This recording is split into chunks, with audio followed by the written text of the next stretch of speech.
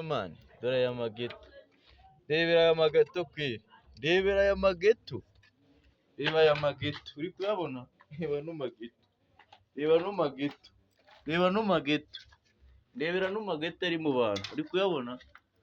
Aya mageto uri kuyabona sibyo? Uri kuyabona aya mageto? Aya mageto muri kuyareba?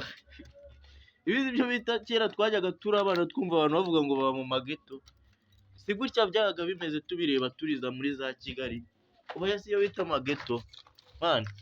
Ibi bintu ngewe biranyobeye kabisa, biranyobeye bimaze kundambira, ibi si byo bita amageto. Noneho abantu barimo kuhagira ngo bagahita bavuga ngo shango reka tujyane muri ka kazu, tujyane muri ka kazu. Abantu benshi barimo kwita muri ka kazu, aha hantu ubu si mu mageto, bamwe bari kuvuga ngo ni muri ka kazu mani. Ye baba we sha, ariko ubu rero mumbabarire, nari ndi kubagomesha numva nta kintu bitwaye, ndi gutworora nkashya, ariko ibi nibyo bita amageto mani, ibi nibyo bita amageto.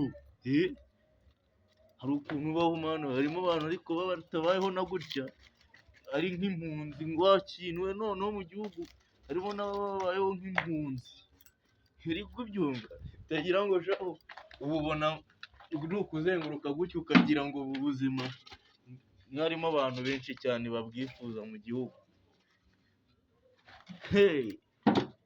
Ibi nibyo bita amageto. Nari nje kwishyiriramo diyama aha ngaha, murabona iyo atari diyama se, naje kwishyiriraho diyama, ubundi reka mbareke mube muri mu byanyu namwe, nzagaruka ejo.